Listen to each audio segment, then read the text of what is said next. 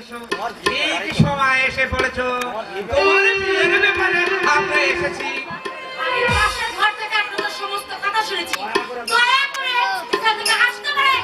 একটু বাড়াবাড়ি হয়ে যাচ্ছে না মিনতি? বাবা, এরা এরা সেদিন আমাকে কলেজে বিশ্রীভাবে অপমান করেছে। এরা এরা ছাত্রদের কলঙ্ক বাবা। তুই বলছিস কি মা? আমি তো কিছুই বুঝতে পারছি না। আমি লজ্জায় তোমাকে বলতে পারিনি বাবা। সেদিন কলেজে এরা আমাকে জোর করে ধরে নিয়ে অপমান করেছে বাবা। জানো বাবা, এরা আমার জোর করে আমার গায়ের ওড়না টেনে নিয়েছিল। তখন কলেজের উত্তেজিত ছাত্রদের তাড়াকে এরা সকালে পালিয়েছে। জানো বাবা, এদের প্রত্যেকের কপালে ব্যান্ডেজ দেয়া। আর সেই জন্যই তো তোমার কাছে আর কি? সেই দিনে সেই কেলেঙ্কারির কাণ্ডর জন্য এই গিয়ে কেলেঙ্কারির কাজগুলি কিন্তু এরাই ঘটিয়েছে। তোমরা বড় লোকের ছেলে, তাছাড়া স্থানীয় প্রতিনিধির সন্তান। তাই আমি তোমাদের তাই তো বড় বাবু এদেরকে আমার সাথে পাঠিয়েছে মিনতি মাকে পুত্রবধূ করে ঘরে তোলার জন্য।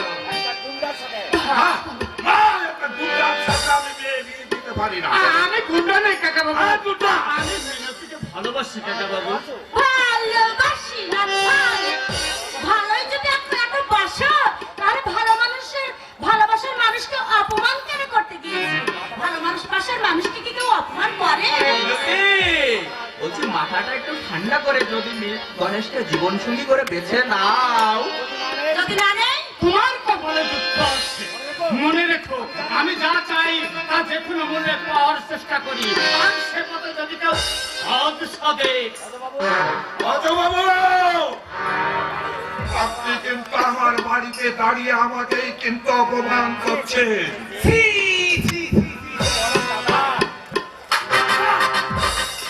কি যে বলেন দাদা, আপনি তো আমার আত্মীয় হন। এই জুতো মেরে গুলতাম।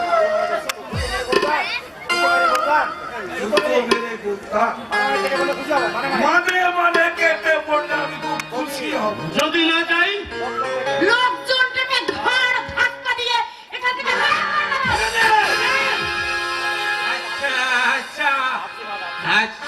যাচ্ছি বাবারে যাচ্ছি। তোমাকে যদি এই গায়ে থাকতে হয়, ওই গণেশ বাবাজির গলায় মালা দিয়ে সারা জীবন তোমাকে ঝুলে থাকতে হবে। এই গণেশ, বেশিক্ষণ দেরি করা যাবে না। আমি এই পুরুষ শাসিত সমাজে প্রত্যেকটা পুরুষকে বুঝিয়ে দেব যে এ যুগের মেয়েরা পড়ে পড়ে মার খাবে না। তারাও এই সমাজের মানুষ। তুলতে হবে।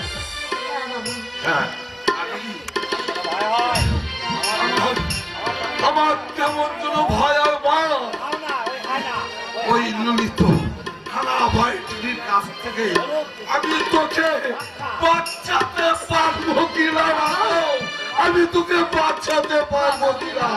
তোমার আশীর্বাদ পেলে আমি লেখাপড়া শিখে এই সমাজকে পরিবর্তন করতে পারবো বাবা। আমি পাল্টে দেবো এই সমাজের ঘৃণ্য সমাজের মেয়েদের সমস্ত চিন্তা। তাদের অধিকার ফিরিয়ে দেওয়ার জন্য যত প্রকার কাজ করা দরকার আমি তোমার আশীর্বাদ পেলে করতে পারবো বাবা। হ্যাঁ বাবা। দুইবার বাড়িনি। যেদিন থেকে থানায় জয়েন করেছে সেদিন থেকে অনিয়মের বিরুদ্ধে যুদ্ধ ঘোষণা করেছে। বলে দিয়েছে কোনো অন্যায় অনিয়ম পেলে কাউকে ছাড় দেওয়া হবে।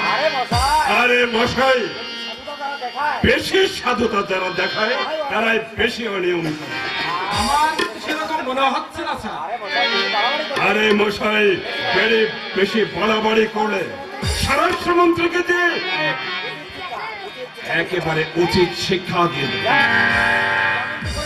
এমনটি করেছিলাম আগের বড় বাবুর বেলা, এমন ব্যবস্থা করেছিলাম একেবারে সরাসরি খাগড়াছড়ি থানায় বদলে আমার উপরে বোকা দারোগা। আমার প্রতিপক্ষ কি অস্ত্র মামলায় ফিরিয়ে আমার নির্বাচনে তুমি আমাকে জিতিয়ে দিয়েছে। তুমি সাহায্য না করে আমি চেয়ারম্যান হতে পারতাম না। জানেন স্যার, এই? ওই অস্ত্র যে টাকা দিয়ে ওই সন্ত্রাসীদের কাছ থেকে কিনেছিলেন, কত টাকা কিন্তু আপনি আমাকে দেন। শুধুমাত্র আপনার সদাই পাওয়ার জন্য কাজটি আমি করেছিলাম। তোমার উপকারের কথা আমি কোনোদিন বলবো না। জয়ন্তী মা, জয়ন্তী মা, আরে বিজন এসেছে, ওকে একটু আদর করে ব্যবস্থা করলো মা। জয়ন্তীকে ডাকতে হবে। আরে পোকা কোথাকার, শুধু আপ্যায়ন আর রাতের খাবারটা খেয়ে যাও কিন্তু। আর ডিউটি না থাকলে ডিউটি আছে, থাকতে পারবে। থাকতে না পারো, রাতের খাবারটা খেয়ে যেও। এই নাও, যুবক মানুষ যে বেতন পাও তাতে তোমার সিগারেটের পয়সাও হয় না। নাও, ধরো। এসবের কি করে? আরে নাও না, হাজার হোক তুমি আমার ছেলের মতো। ছেলের মতো না ভেবে অন্য কিছু তো ভাবতে পারো নই। আমার ছেলে গণেশের চেয়ে একে আমি বেশি ভালোবাসি। বাবু, হুম, জয়ন্তী মা তো বড় হয়েছে, আজকাল দারোগা বাবুর সাথে বেশ মেলামেশা করা দেখা যাচ্ছে। মামুনিকে তো বিয়ে দিতে হবে। কে বলেন কাকা? খোঁজা হলে আমাকে অনেকদিন ধরে জয়ন্তী মায়ের বিয়ের কথা বলছি, কিন্তু আমি উপযুক্ত পাত্র আমি পাই। ছোটবেলায় ওর মাকেও হারিয়েছি, আমি ছোট থেকে এখন আমি ওকে বড় করেছি। জয়ন্তীকে বিয়ে দিলে আমি যে বড় একা হয়ে যাব বাবা, আমি যে বড় একা হয়ে যাব। দারোগা বাবু, তা তোমার বাড়িতে কে কে আছে? বাবা মা বলতে শুধু কাকা আর কাকিমা। 3 বছর বয়সে আমার বাবা মাকে হারাতে হয়। জানেন কাকু, নিঃসন্তান ওই কাকা কাকিমা আমার জীবন ভরসা সকল বিষয় দেখছে। আচ্ছা। এমনকি আমার এই চাকরিটা না কাকার সমস্ত পুলিশ অফিসারের মাধ্যমে হয়েছে। তোমাকে প্রথম দিন দেখে মনে হয়েছিল তুমি বড় এতিম। এতিমদের ভিতরে একটা সব সময় খাই খাই ভাব থাকে, তা তোমার মতো অনেকটা এগিয়ে। আচ্ছা, আপনারা কথা বলেন, আমি উপরে গিয়ে একটু জয়েন্টের সাথে কথা বলি। এই বুদ্ধিটা কিন্তু আমার মাথায় আসেনি। তোমার বুদ্ধির তারিফ করতে হয় ভজহরি। ধীরে বাবু, ধীরে।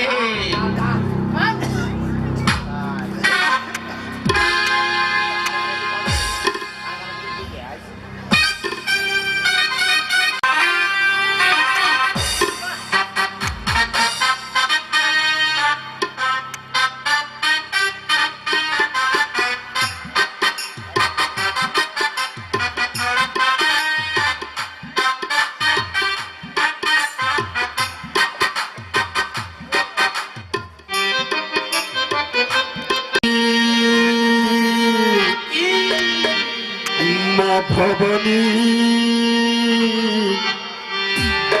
বোতলে সেরা পানি। অজরে মা ভবানী বোতলে সেরা পানি।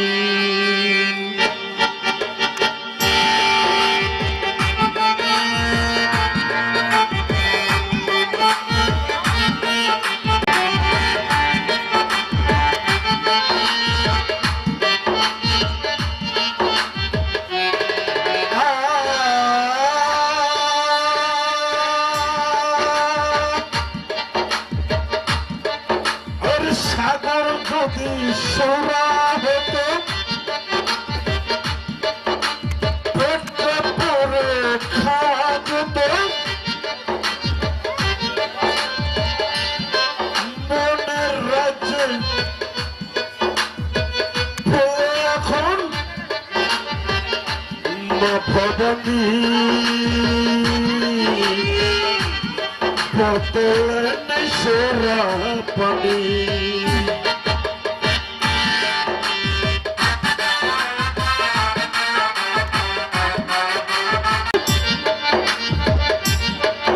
সাত করে খাওয়া যেত,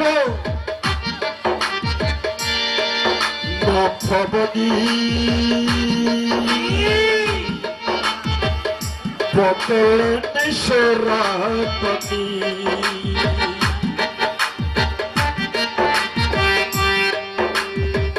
ভবনী পতলে সরাপতি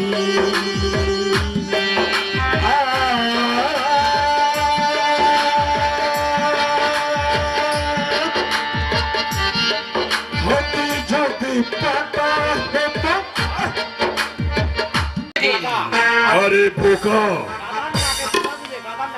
গাধার নাকে মূল্য ঝুলিয়ে আসল কাজটা হাসিল করতে হবে ভজরে এবার দেখবো এবার আমি দেখবো রণবীর বাহাদুর আর তেজ কতখানি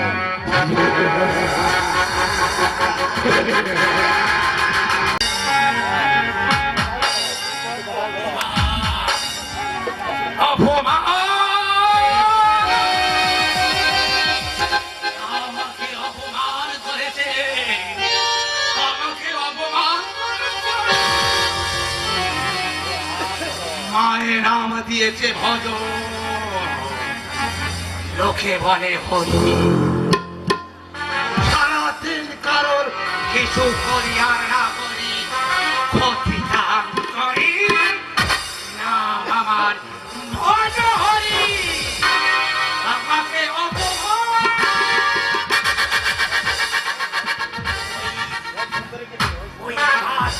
সুন্দরীকে যদি ওই এক বিছানায় শোয়াতে না পারি, তাহলে আমার নাম ভজ হরি না। আমার জ্বালা মিটালে তো আমার সব সাদালত একেবারে ছিকে উঠে যাবে। কথা তো বলেছি আমার অনেক জ্বালা মেটানোর কথা।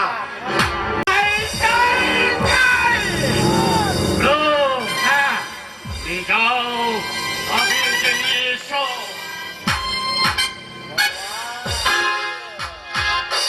করতে পারে, তাহলে আমার রক্ষা নেই। ওরে ভজহরি, তুই অত চিন্তা করছিস কেন? ওরা তো মানুষের মুখে আহার কেড়ে নিয়েছে, ও টাকা রোজগার করেছে। ওই বড় টাকার থেকে তুই যদি একটু একটু করে নিস, তাতে কিছু যায় আসবে না। উৎপাতের করি একেবারে। সেদিনের ঘটনায় তুই মিন্টুকে এত ধন্যবাদ জানাতে পারতিস। এত বড় উপকার তোকে সে করলো, একটু কৃতজ্ঞতা বোধ থাকলে। আর ছাড় তো সব কথা, সেদিনের পর থেকে তো সে বাচ্চার আমার সাথে কথাই বলে না। মেধাবী ছাত্র বলে নিজেকে নিয়ে খুব গর্ব করে। ছেলেরা, আমিও কিন্তু কম জানি না। এসেছি যে বিজ্ঞান বিভাগে জিপিএ 5 পেয়ে তারপর আমি এই কলেজে ভর্তি হয়েছি। শোন, এই কলেজে অনেকেই তোর মতো জিপিএ 5 পেয়ে ভর্তি হয়েছে, আর আমার রেজাল্ট গোল্ডেন 5। ওই আমি তো তোর মতো গর্ব তোর তাই বলে আমি কি গায়ের সাথে কথা বলতে যাবো নাকি? পুরুষ মানুষ সবাই স্বার্থপর, তাই গায়ের সাথে কথা বললে ভাববে আমি তাকে ভালোবেসে। আরে বাবারে। আচ্ছা আচ্ছা, বিষয়টা এবার আমি বুঝলাম। তলে তলে তুই অলরেডি মিন্টুকে ভালোবেসে ফেলেছিস। এক মিনিট, তোর কিন্তু অনেক বাড়াবাড়ি হয়ে যাচ্ছে। এই শোন না, ওই দেখ দেখ, তোর স্বপ্নের মদন কুমার এদিকেই আছে। তোর আমার না, তোর মদন কুমার তোর। রূপকথার নায়িকা হওয়াটা যত সহজ, বাস্তবে তার রূপ দেওয়াটা খুবই কঠিন। কেউ যদি জেগে জেগে স্বপ্ন দেখে, তাহলে তার ঘুম যদি না ভাঙে, এখানে আমি কি করতে পারি? আর সেই স্বপ্নে যদি কেউ জল ঢেলে দেয়, তাহলে তাহলে সেদিনের পর থেকে কেন আমাকে দেখে না দেখার ভান করে থাকো? কি বলছো তুমি? আমি নই, বরং তুমি আমাকে দেখে না দেখার ভান করে চলে যাও। সেদিন যদি তুমি না থাকতে, আমার যে কি হতো। এই তোরা কথা বল, আমার ক্লাসের সময় হয়ে গেছে। আর শোন,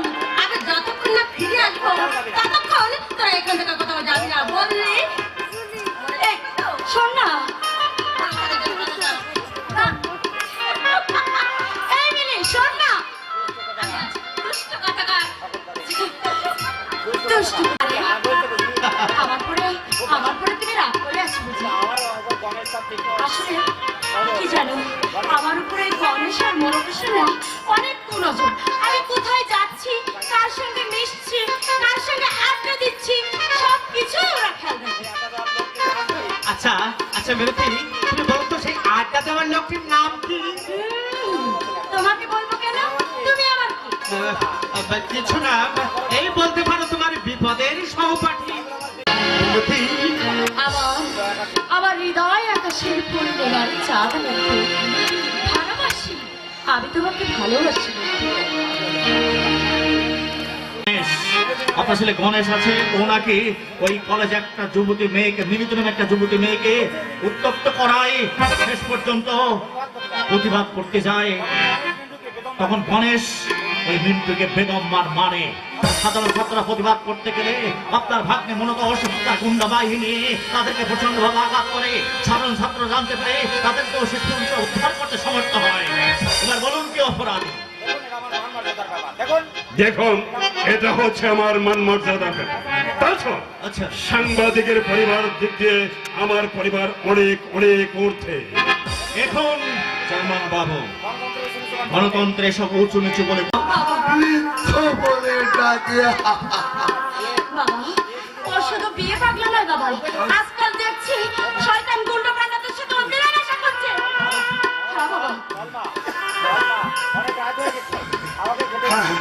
হ্যাঁ বাবা, আমার শরীর খারাপ, অনেক রাত হয়ে গেছে মা। আমায় তুই কিছু খেতে দিবি চল মা। দাদা তো এখন আসেনি বাবা। একটা ছেলে, কিছুই আমি বলতে পারি না। যতই রাগ করি না কেন, আমি মাগো কিছুই বলতে পারি না।